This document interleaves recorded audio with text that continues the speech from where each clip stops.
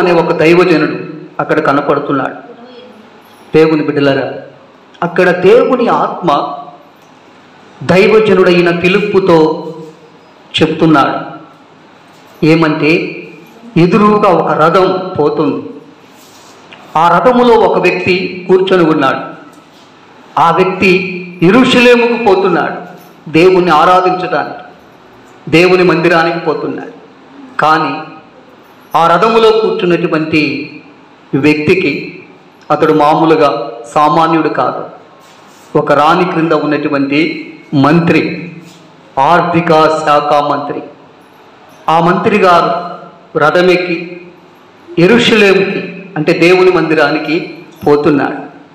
అయితే అతనికి సరైనటువంటి భక్తి, నిజమైనటువంటి భక్తి, దేవుడెవరో దెయ్యం ఎవరో తెలియదు, వాక్యం తెలియదు, మంచి చెడులు తెలియదు. ఏదో నామకార్థమైనటువంటి భక్తి పేరట అలా పోయి వస్తున్నాడు. అయితే దేవుని ఆత్మ దైవజనుడైన ఫిలిప్పుతో చెప్తూ, ఫిలిప్పు, త్వరగా వెళ్ళు, పరిగెత్తు, ఆ రథాన్ని కలుసుకో. ఆ రథములో ఒక వ్యక్తి ఉంటాడు, అతనితో మాట్లాడు, వాక్యం చెప్పు, అతని జీవితాన్ని మార్చు, నిజమైన భక్తి విధానం అతనికి నేర్పించు.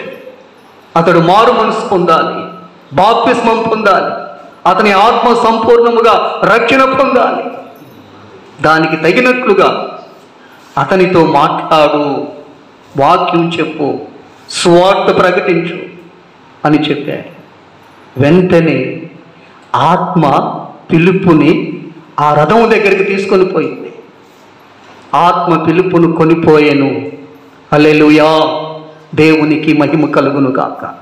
దేవుని బిడ్డలారా, చూడండి, మూడవది, దేవుని ఆత్మ ఒక దైవజనుణ్ణి ఫిలిప్పుని ఎక్కడికి తీసుకుని పోయింది? సువార్త చెప్పటానికి, యేసును గూర్చిన మాటలు చెప్పటానికి, వాక్యము చెప్పటానికి, నశించిపోతున్న ఆత్మల యొద్దకు. హల్లెలూయా.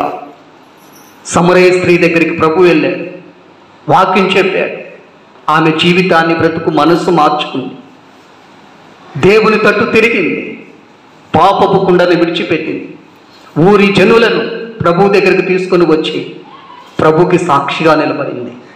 ఇక్కడ దేవుని ఆత్మ ఫిలిప్పుతో చెబుతుంది, అదిగో కనపడుతున్న రథం వెంట పరిగెత్తు, రథములో ఉన్న వ్యక్తిని కలుసుకో, అతనికి సువార్త చెప్పు, వాక్యము చెప్పు అని చెప్పి ఆ రీతిగా మాట్లాడితే వెంటనే ఫిలిప్పు దేవుని ఆత్మతో నింపబడి పరుగు పరుగున వెళ్ళి రథాన్ని కలుసుకొని రథములో ఉన్న వ్యక్తితో మాట్లాడాడు.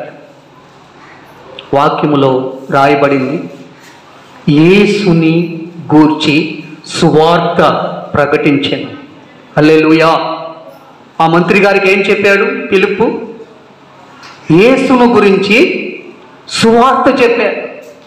యేసయ్య ఎందుకు ఈ లోకానికి వచ్చాడు, యేసయ్య ఎందుకు చనిపోయాడు, యేసయ్య ఎందుకు తిరిగి లేచాడు, యేసయ్య ఎందుకు రక్తం కార్చాడు, యేసయ్య పుట్టుక, యేసయ్య జీవితం, యేసయ్య మరణం, యేసయ్య పునరుద్ధానం, యేసుని గూర్చి సువార్త ప్రకటించాడు.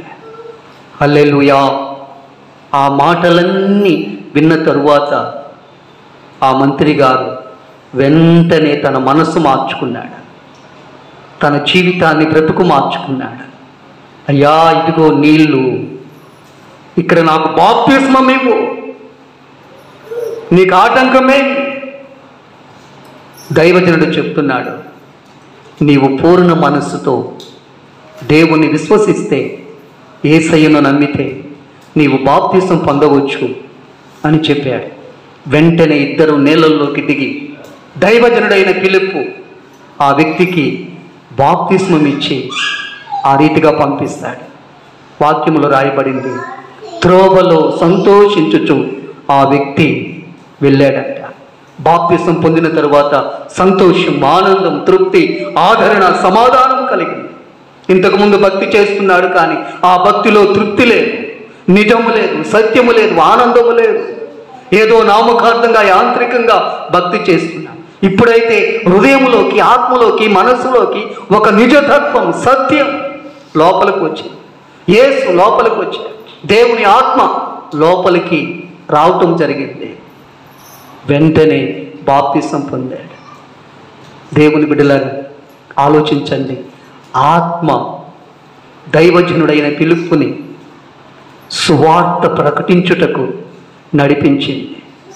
హల్లెలూయా! దేవునికి మహిమ కలుగునుగాక.